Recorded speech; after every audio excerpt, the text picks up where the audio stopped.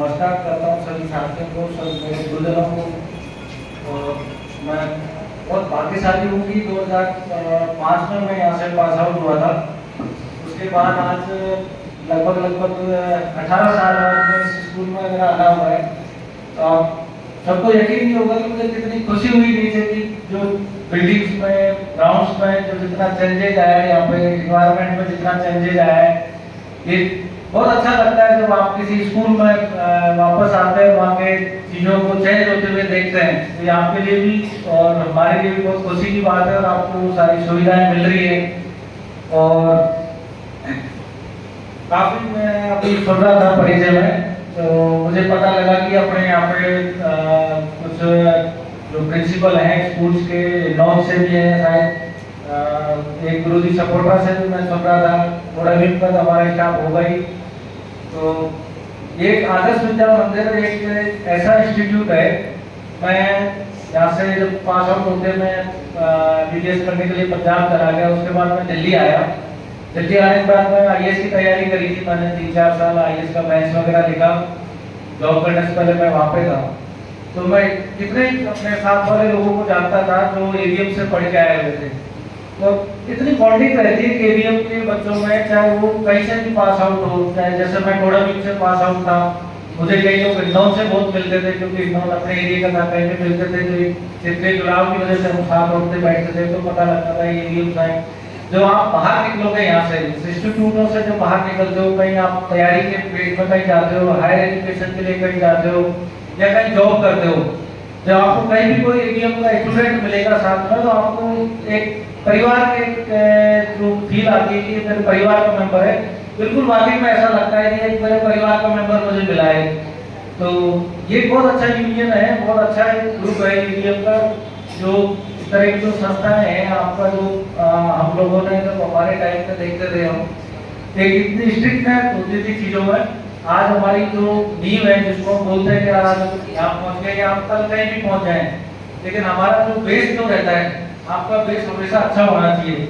अगर आप सबको मैं बधाई देता हूँ कि आपको एवीएम का बेस मिल रहा है। ये बहुत बड़ा ग्राउंड है जो आप लोग अचीव कर रहे हैं इस चीज़ को।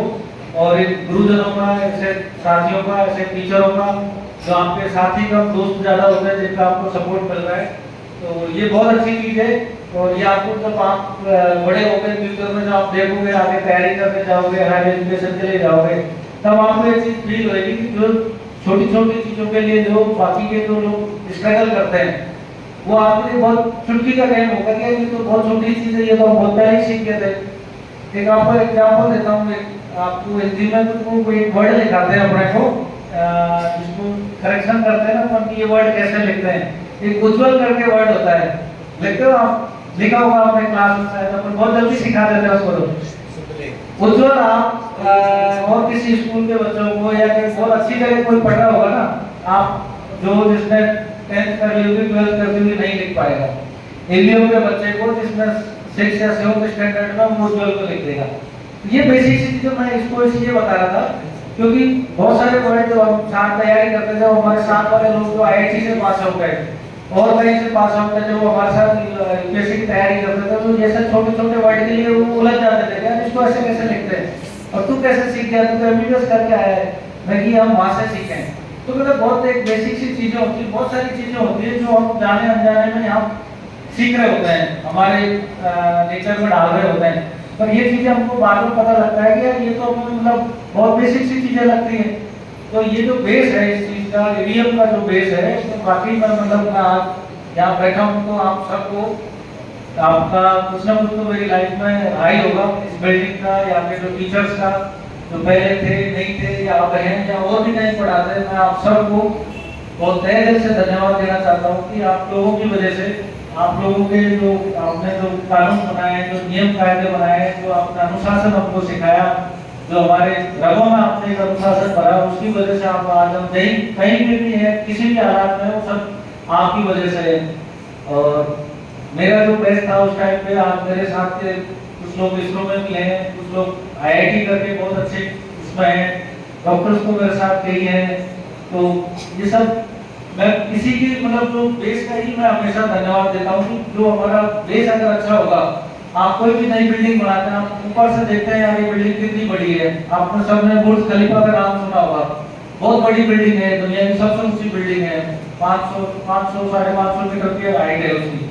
आप उस बिल्डिंग को देखते हो, कभी नींव की कोई बात नहीं करता है उसकी नींव कैसी है। आप सोचो जो बिल्डिंग इतनी ऊंची है उसकी नींव कितनी अच्छी होगी। तो कहीं ना कहीं ये सारी चीजें जो हमारे हम जीवन में जो भी अचीव करते हैं, आपके गुरुजन जो यहाँ बैठे हैं, कहीं ना कहीं इनको नींव अच्छी मिली होगी, उस टाइम पे इनको कहीं ना कहीं अच्छा सपोर्ट मिला होगा, तो आगे आप लोगों के साथ यहाँ पर हैं। तो एक मैं आप लोगों को जो भी हमारे यहाँ गुरुजन है, मैं सबसे एक चीज कहना चाहूँगा कि हम लोग थोड़ा सा जो हमारा जो एकेडमिक्स है चीज़ों को पढ़ाने का, हमारे टाइम पे भी थोड़ा बहुत होता था उस टाइम पर, मुझे पता नहीं आपने कितना किस चीज़ों में चेंज करा है।